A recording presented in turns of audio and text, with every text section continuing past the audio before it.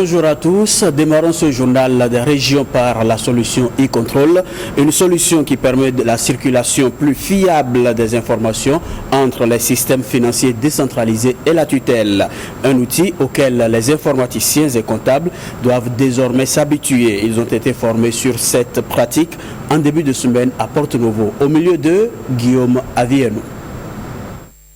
Des points focaux informaticiens et comptables des systèmes financiers décentralisés de la partie méridionale du pays à Porto-Novo pour une formation sur la solution e-control. Il s'agit d'une application spéciale du net qui permet aux institutions de microfinance régulièrement enregistrées de transmettre des informations fiables à la tutelle, l'Agence nationale de surveillance des systèmes financiers décentralisés du Bénin. Ce sont ces informations que nous consolidons, que nous publions pour dire, bon, le niveau d'encours de crédit au niveau du pays c'est tel montant, le niveau d'épargne c'est tel montant. Ce sont les SFD qui nous envoient ces informations que nous on agrège. Mais si vous convenez avec nous que si nous ne nous envoient pas de bonnes informations, les informations que nous allons publier seraient de fausses informations. Et c'est dans ce cadre que nous avons pu réaliser, grâce à un partenaire au EcoCrédit, la solution e-control pour pouvoir donner une meilleure fiabilité à la production d'informations. Grâce à cette formation soutenue par le PAPSFRA, le projet d'appui à la promotion des services financiers ruraux adaptés, les structures de microfinance opérant dans le secteur agricole vont rendre le contrat de performance annuel signé entre elles et le PAPSFRA plus dynamique. Le PAPSFRA est là pour accompagner le secteur, pour nous aider donc à avoir des possibilités de financement, donc des filières agricoles. Nous en avons 13 au niveau national, mais au niveau du PAPSFRA, de façon indirecte, nous allons accompagner 3, à savoir le riz, l'ananas et le maraîchage. La formation de Porto-Novo devrait être reprise au profit des systèmes financiers décentralisés du centre du Bénin, à Boïcon, et de ceux du septentrion, à Parakou. Restons non loin de Porto-Novo pour poser une question. Comment vivre entre jeunes protestants méthodistes du Bénin à l'heure où la communauté s'est engagée dans la voie de la réconciliation et de la réunification? La question est au cœur d'un camp national annuel de la jeunesse protestante méthodiste du Bénin. Nous retrouvons une fois encore Guillaume Avienou et Patrick Imavo.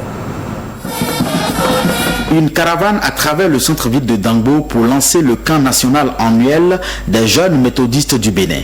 Cette année, le dit camp intervient en pleine réconciliation et réunification des deux grandes ailes de l'église protestante au Bénin, d'où le choix du thème jeunesse et communication. Les jeunes ne savent même plus communiquer.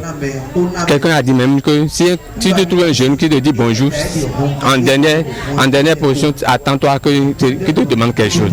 Donc c'est pourquoi nous voulons apprendre aux jeunes maintenant que nous sommes à communiquer. Et en ce temps de réconciliation, il faudrait qu'on apprenne à communiquer, parce que la communication peut détruire la paix. De ce lundi au dimanche prochain, les participants venus des 4 coins du pays vont suivre divers exposés en rapport avec le thème central retenu. Ils vont également évoluer au sein de différents ateliers de formation à l'auto-emploi, ponctués d'activités ludiques et de divertissement. Un programme bien achalandé pour leur permettre de mieux s'accepter dans le futur. Il faudrait qu'à la fin, qu'on puisse dire d'un participant ici, tu as changé dans ton comportement de parole, tu as changé. Une procession à travers la ville de Dangbo, un culte pour clôturer la rencontre et une cérémonie de remise d'attestation, puis de distinction devrait mettre fin dimanche prochain au camp national 2016 de la jeunesse méthodiste du Bénin. Escroquerie et viol, voilà 2 délits pour lesquels vous allez suivre les éléments de la police nationale de Parakou. L'escroquerie et viol, voici les auteurs. Il s'agit de 2 faits qui ont lieu au quartier Guéma. Le premier est une escroquerie. Le mode opératoire de l'escroc, celui-ci se servirait de la tenue militaire et du béret bleu ciel des Nations Unies retrouvé sur lui pour soutirer de l'argent aux citoyens. Son explication tout juste après son arrestation. J'ai été chez la dame pour aller lui demander 150 000 là.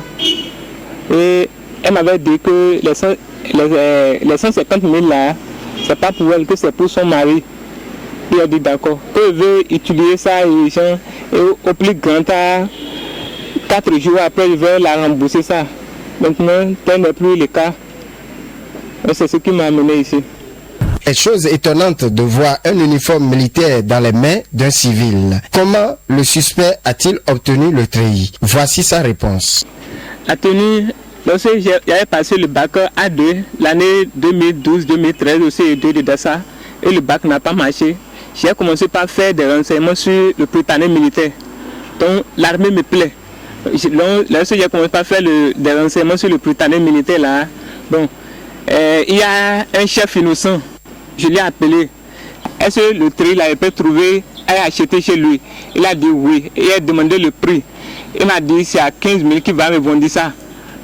J'ai travaillé pour trouver les 15 000 là, et il a donné ça. La deuxième arrestation concerne un cas de viol. Un jeune garçon de plus de 16 ans aurait violé une fillette de moins de 2 ans. Le commissaire central de la ville de Parakou, Saliou Koda, invite les mamans à protéger les enfants, surtout les fillettes. Les petits-enfants dans le quartier. Actualité à 800 mètres d'altitude, nous sommes à Nati Tengou. La réorganisation récente de la carte universitaire suscite des remous là-bas. À Nati Tengou, les associations de jeunes et regroupements de femmes ont dit non à cette nouvelle carte. Suivons leur réaction. Les sociales se sont retrouvées au foyer dit Abdoulaye Issa pour désapprouver la réorganisation de la carte universitaire du Bénin. Les populations de la Takora et de la Donga s'inquiètent pour diverses raisons. À supposer que les étudiants soient ici et que leur administration soit à Abomey et que les uns, leur administration se retrouve à Porto-Novo et les autres à Parakou, est-ce que cela va favoriser l'épanouissement de ce centre universitaire-là? Nous ne le pensons pas. Nous pensons que c'est une entorse à la politique de développement équilibré de toutes les régions. Il ne faudrait pas que les régions restent à la traîne. À tour de rôle, les autorités morales démontrent les opportunités pour la Takora Donga d'abriter une université. Au dire des organisateurs, loin de tout sentiment de régionalisme et d'appartenance à quelques mouvements politiques, les participants voudraient compter sur la bienveillance du chef de l'État et de son gouvernement. Nous implorons la grâce divine qu'elle inspire Monsieur le Président de la République, en l'occurrence Monsieur Patrice Athanase Guillaume Talon, pour qu'il entende nos cris de cœur. Ces populations de la Takora de la Donga, donc, voudraient inviter le gouvernement et son chef à revenir sur la décision et maintenir intacte l'Université des sciences, arts et techniques de Nati Tengou, USATN. L'exécution de l'hymne national a mis un terme à la rencontre. On redescend à Boycon pour retrouver élus locaux et secrétaires généraux des départements du Zou, des collines, du Mono et du Koufou. Ils sont en formation sur le thème Migration et développement, une initiative de l'ONG Enfants solidaires d'Afrique et du monde, ESAM. Gilles Dansou pour le contenu de cette formation. Permettre aux dirigeants d'opérer des choix rigoureux pour le respect des droits humains liés à la migration, c'est l'objectif que se fixe cet atelier. Les dirigeants à divers niveaux des départements du Zou, des collines, du Mono et du Koufou répondent ainsi à l'appel de l'ONG ESAM, Enfants solidaires d'Afrique et du monde. Les départements en général, et ceux du Zou, des collines, du Mono et du Koufou en particulier, constitue un symbole de la migration. Il y a un passage sérieux qui est constaté au niveau de nos communes, au niveau de nos départements, bien sûr jusque dans les villages, et tout cela contribue au développement lorsque les acteurs au niveau local, au niveau départemental, se mettent ensemble pour le bien de la cité. L'ONG ESAM place les questions de migration au cœur de ses principales activités. On a compris qu'il faut aller avec les organisations de la société civile organisées, formées et qui disposeraient des outils nécessaires pour ouvrir un dialogue local de façon à ce que tout le monde comprenne quel est le lien qui existe entre migration et développement et quelles sont les opportunités que ça peut présenter pour promouvoir le développement local. Et quand on parle de développement local, on pense aux communes. Et quelle influence les communes peuvent avoir lorsque cet outil est utilisé pour que notre pays puisse se doter d'une politique, un document de politique réel qui essaye d'organiser tout cela. Faire de la migration un facteur d'intégration et de développement. La première des choses qu'il faut faire, c'est d'encourager l'ONG ESAM qui a pris l'initiative quand même de former les élus locaux que nous sommes, parce qu'on a toujours du moins cette tendance à ne pas prendre en compte la migration, alors que dans les deux cas, je parle quand même du cas positif et du cas négatif, la positivité y compte beaucoup. Cet atelier est organisé avec l'appui technique et financier de la Direction de développement de la coopération suisse. Le sport avec cette finale du tournoi de football dénommé La Solidarité. Elle s'est déroulée à Abomey sous le regard de Gilles Dansou. Finale du tournoi de football à Abomey, une compétition qui visiblement a tenu la promesse des fleurs. Patalokoli FC de Boïkon vient en découdre avec AJS d'Abomey. Les supporters de part et d'autre étaient mobilisés pour une seule cause, partie avec Dame Coupe. Au thème du tournoi, AJS d'Abomey l'emporte 1-0. Impression de la partie gagnante. Très content parce qu'on a tant voulu remporter ce match, remporter la coupe, et grâce à Dieu on l'a eu. Surtout qu'on était équipe championne l'année dernière, cette année encore, à nouveau encore, on a encore repris la coupe et nous sommes très contents. Nous remercions, je profite de l'occasion, je remercie le promoteur, M. Afalo, pour avoir initié ce tournoi, et je promets encore aux supporters que les fois venues, nous allons encore remporter. L'autre camp, toujours sous le choc de la défaite, n'a pas voulu s'exprimer. On a utilisé ce tournoi pour quand même faire jouer les jeunes d'Abomey de Boïkon, pour quand même les distraire. Nous sommes en période de vacances, il faut que les gens puissent mener une activité véritablement saine. Nous organisons un tournoi purement apolitique. En période électorale, ça s'organise. En période quand il n'y a pas d'élection, on est toujours là. Nous sommes à la 4e édition, on n'a jamais raté d'édition à une année. Un invité nous donne ses impressions. Aujourd'hui, nous avons assisté à un très beau match où il y a deux équipes, une de Boïkon et une d'Abomey, où c'est celle d'Abomey qui a gagné le match. Je ne peux que m'en réjouir, tout simplement parce que il y a quand même une gagnante et une perdante. Les deux n'ont pas démérité, les deux ont mérité, seulement que c'est le meilleur qui a gagné. Et c'était du beau football.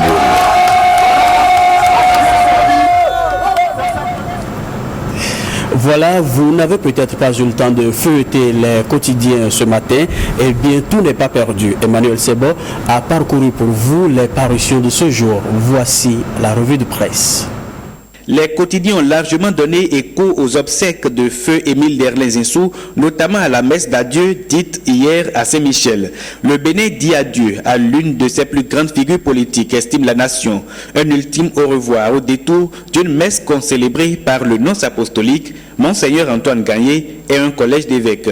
Le florilège de personnalités fait dire aux confrères de la matinée qu'un grand homme demeure toujours un grand homme.